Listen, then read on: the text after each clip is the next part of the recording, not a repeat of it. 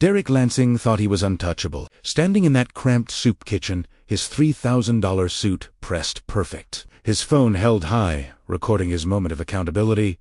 He was laughing. Actually laughing as the 19-year-old kid in the stained apron trembled behind the counter, tears streaming down his face. "This is what happens when standards drop," Derek announced to his camera, his voice dripping with satisfaction. The kid's hands were shaking. People were staring. Derek felt powerful, but he never noticed the 7 men at the corner table. Never saw them slowly stand up. Never heard the scrape of their chairs. Not until the footsteps started. Heavy doubt, deliberate oming from behind him. And when he finally turned around, his blood went ice cold. But to understand why 7 homeless men could paralyze a millionaire with just their presence, we have to go back to 20 minutes earlier. The Seattle Urban Outreach soup kitchen always smelled like industrial soap and boiled vegetables. It wasn't glamorous. Fluorescent lights buzzed overhead. Yellow paint peeled from walls covered in community resource posters. Metal folding tables stretched across the cramped space, where maybe 60 people could fit if they squeezed. Behind the serving counter stood Marcus Thompson, 19 years old, swimming in his late father's green military surplus jacket, the only warm thing he owned. The jacket's name tape was faded but still visible. Sergeant Thompson. Marcus had been standing there for 4 hours, carefully ladling soup into bowls, with hands that shook from exhaustion. Not from the work. From hunger. He hadn't eaten in 2 days. But the rules were simple. Volunteers eat after the shift ends. So he worked. He smiled at every face. He said God bless you to every person who shuffled through the line. At the corner table, 7 older men sat hunched over their meals. Their clothes were layered and worn. Military patches decorated old jackets. They ate slowly, savoring every bite. They'd been coming here for years. They knew Marcus. They knew his father had died in Afghanistan. They knew the kid was out here alone, doing his best. The door burst open with theatrical force. Derek Lansing entered like he owned the place, his assistant trailing behind with a camera. His charcoal suit probably cost more than a month's worth of meals for everyone in that room. Rolex catching the fluorescent light. He was holding an organic green juice that cost $7. "This is perfect," Derek said loudly to his assistant, gesturing around. "Get footage of me connecting with the community. LinkedIn's going to eat this up." He approached the serving line where Marcus stood. His assistant's camera was already rolling. "One of those," Derek said, not making eye contact, pointing at the soup. "Yes, sir," Marcus said quietly, reaching for a bowl. His hands were red from the cold, nails scrubbed clean but stained from washing dishes. Marcus ladled the soup carefully, but his hands shook, hoosed slightly, and a single drop splashed onto the counter near Derek's sleeve. Derek recoiled like he'd been attacked. "Whoa, whoa," Derek shouted, loud enough for the entire room to hear. Are you kidding me right now?" Marcus froze. "Sir. I'm sorry. I look at those hands." Derek pointed, his voice rising with performative outrage. "Those dirty, filthy hands. When's the last time you washed them? You're serving food like this." "I washed them, sir. I promise." "This is disgusting." Derek turned to his assistant, making sure the camera caught his face. "This is exactly what I'm talking about. No accountability, no standards.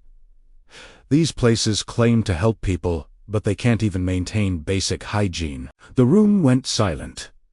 Every person stopped eating. All eyes on Marcus. The 19-year-old's face crumbled. His lip trembled. He looked down at his father's jacket, at his clean but stained hands that had scrubbed dishes until they bled. Derek turned to the kitchen supervisor, a tired woman in her 50s. "I want him fired. Right now, or I'm calling the health department and shutting this place down. Your choice." Marcus's eyes filled with tears. He didn't move, couldn't move. This meal, the one meal he'd earn at the end of his shift, was everything. Without this place, he had nothing. The supervisor looked torn, devastated, trapped between protecting her volunteer and protecting the kitchen that fed hundreds. Derek crossed his arms, smug, victorious. People in the room looked away, uncomfortable, angry, but silent. What could they do? If your heart is breaking for this injustice, if you believe cruelty should never go unchallenged, please hit that like button and subscribe to Kindness Here. Because what happens next will restore your faith in humanity. That's when the scraping started. 7 chairs, pushed back, slowly. In unison, Derek was too focused on his phone, reviewing his footage, to notice at first. But the room noticed. Every head turned toward the corner table. 7 men stood up. They were older. Weathered, their clothes layered and worn from sleeping outside. But on every jacket, clear as day, military unit patches, 82nd Airborne, 1st Infantry Division, Marine Corps emblems, Vietnam service ribbons.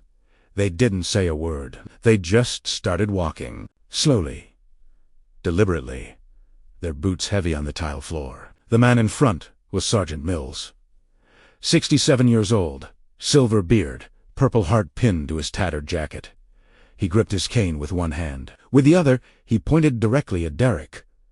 Derek finally noticed. He turned and came face to face with 7 homeless veterans forming a wall between him and Marcus. The color drained from Derek's face. "That boy," Sergeant Mills said, his voice low and controlled, decades of command authority behind it, "is wearing his father's jacket. Sergeant Marcus Thompson Sr., killed in Kandahar 2019. His son volunteers here 4 days a week. He doesn't get paid a barreliates, but he shows up. He serves, he honors his father's memory." Derek's mouth opened. Nothing came out. "And you," Mills continued, stepping closer, "just humiliated him. On camera. For content." Derek started backing up. His assistant had stopped filming. I didn't know." "You didn't ask," another veteran said. "You didn't care." Sergeant Mills raised his cane and pointed it at Derek's phone. "Deleted. Now." "What?" "I don't. Delete it. 7 voices. Unified. Absolute." Derek's hands shook as he opened his phone, deleted the video, showed the screen to prove it. "Now apologize," Mills said. "To him, not to us."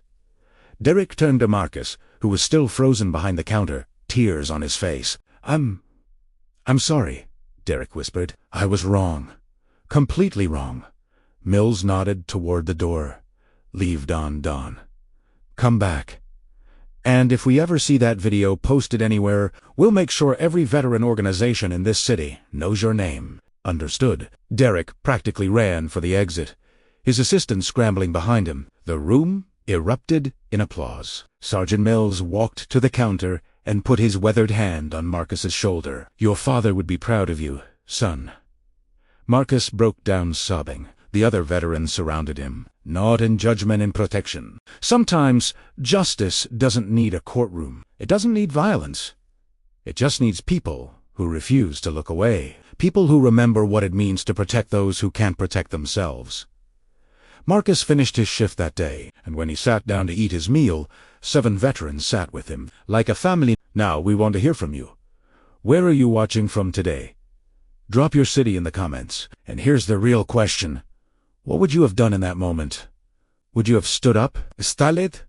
Silent? We want to know." If this story moved you, please like this video, subscribe to Kindness Here, and share this with someone who needs to remember that courage still exists. Because sometimes the most powerful people in the room are the ones nobody notices until it matters.